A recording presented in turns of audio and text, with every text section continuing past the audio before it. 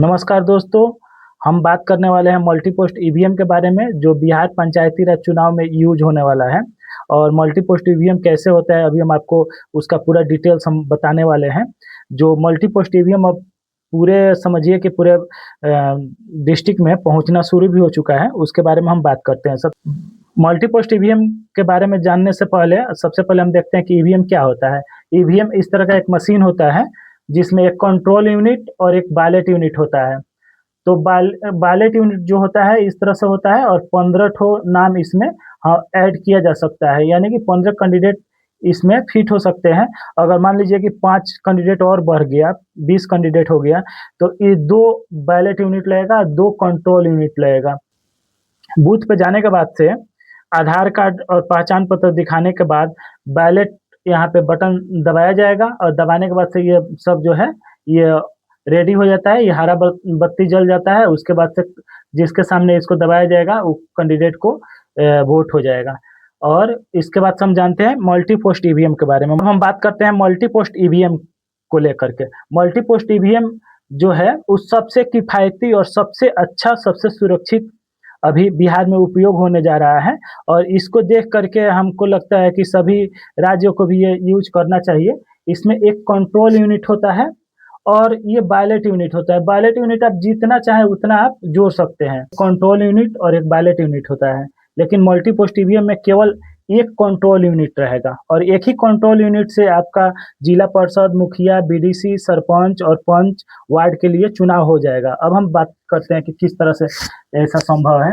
जैसे कि इसमें जो है, इसमें लिथियम आयन का बैटरी लगा रहता है और इसमें स्टोरेज रहता है। स्टोरेज अब समझिए कि एक मुखिया में मान लीजिए कि 20 कैंडिडेट हैं, तो एक बैलेट जो यूनिट है, एक बैलेट यूनिट में 16 ठो ऑप्शन दिया हुआ है। 16 में एक ठो हम छोड़ देंगे आपको नोटा के लिए, तो 15 हुआ। तो 20 को करना है तो 2 बैलेट यूनिट लग जाएगा मुखिया के लिए और दोनों बैलेट यूनिट इसमें ऐड किया जाएगा। अब समझते हैं कि किस तरह से होगा। तो बैलेट इसमें जो कंट्रोल यूनिट है, कंट्रोल यूनिट में आपको एक स्लॉट बनेगा। एक स्लॉट में वो पूछेगा कि कितना आप कैंडिडेट को चुनाव लड़ाना चाहते हैं, मतलब कितना कैंडिडेट इसमें नॉमिनेशन है। अगर 20 कैंडिडेट हैं तो 2 बैलेट यूनिट केवल मुखिया के लिए लगेगा, एक स्लॉट उसका पूरा हो गया। उसके बाद से जिला परिषद में मान लीजिए कि 10 है, तो 10 है तो एक जिला परिषद के लिए हो गया। उसके बाद से सरपंच के लिए एक हो गया। इसी तरह से करके अलग अलग उसमें जोड़ दिया जाएगा। जोड़ने के बाद से एक बार ही जो बूथ का जो अधिकारी होता है वो एक बार यहाँ से बटन दबाएगा, टोटल मशीन ऑन हो जाएगा, सबका हरा बत्ती जल जाएगा और आप मुखिया के लिए आपका अलग उसका खंदा बना करके दिया जाएगा, उसमें आप वोटिंग कर लीजिएगा। उसके बाद से आप फिर सरपंच के लिए है उसमें वोटिंग कर लीजिएगा, जो हम आपको दिखा रहे हैं। इस तरह से आपको बन जाएगा। अब समझिए मान लीजिए कि ये मुखिया का है, तो मुखिया में 2 बैलेट यूनिट रखा हुआ है, आप चाहिए उसमें वोट कर लीजिए, आपका हो गया।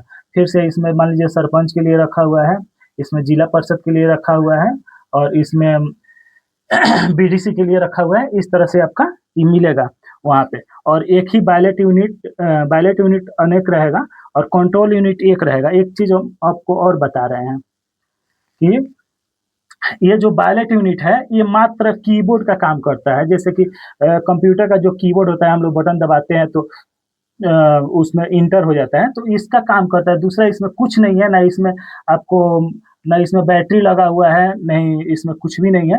टोटल काम कंट्रोल यूनिट का है। इसमें बैटरी लगा हुआ है, इसमें चिप लगा हुआ है और इसी में जाकर के टोटल मेमोरी की तरह स्टोर हो जाएगा। अब आइए आगे बढ़ते हैं, हम आपको बता रहे हैं। अब समझिए कि इस तरह से जब काउंटिंग होगा तो काउंटिंग में किस तरह से उस मशीन को खोला जाएगा। वो जब मशीन खोला जाएगा तो आपको इस तरह से चार्ट बना करके दे देगा। अब हम बात करते हैं, देखिए ये हो गया बूथ नंबर, यहाँ पे हम आपको दे दिए हैं। 1 से लेकर मान लीजिए 15 ठो आपके यहाँ बूथ है, 15 ठो वार्ड है एक पंचायत में, तो 15 का हो गया। अब समझिए कि एक बूथ जो है ये टोटल 1200 वोट पड़ा, जिला परिषद के लिए 642 वोट पड़ा, मुखिया के लिए भी वोट पड़ा, बीडीसी के लिए कितना वोट पड़ा, सरपंच के लिए कितना वोट पड़ा, वार्ड के लिए कितना वोट पड़ा।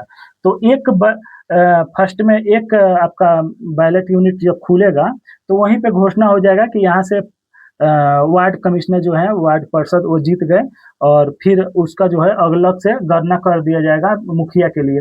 तो मुखिया का तो टोटल हो गया तो मुखिया जीत गए, लेकिन जिला परिषद का 4 5 या 3 ऐसे पंचायत होता है, तो सब जब गणना हो जाएगा तब उसका रिपोर्ट आ जाएगा। और इसके बाद से हम आपको बता रहे हैं, एक रामपुर पंचायत का मुखिया इलेक्शन का रिजल्ट हम आपको दिखा रहे हैं, जो उस ईवीएम से आएगा और इसी तरह से चार्ट बना करके आएगा। अब इसमें देख लीजिए, मान लीजिए कि उस रामपुर पंचायत में 15 ठो वार्ड है, तो एक वार्ड में देखिए रमेश यादव को 1 नंबर में 245 वोट मिला, सजदा बानो को 180 वोट मिला, विक्रम सिंह को 210 वोट मिला, पूनम देवी को 165 वोट मिला, आरिफ खान को 130 वोट मिला, सुनीता कुमारी को 140 और महेश पासवान को 70 वोट मिला। अब 2 नंबर में इसी तरह से आपका बन जाएगा और 3 नंबर 4 नंबर करके 15 नंबर तक ऐसे ही बन जाएगा।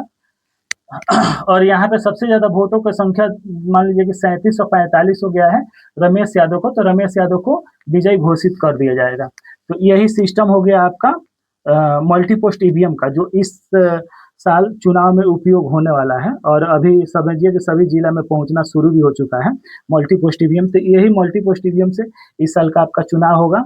आगे आपको किस तरह का वीडियो चाहिए, आगे हम आपको वीडियो बना करके दे देंगे आरक्षण को लेकर के, किस तरह से आरक्षित सीटें किया जा रहा है, अगले दिन हम आपका उसका वीडियो दे देंगे। तब तक चैनल को आप सब्सक्राइब कर लीजिए और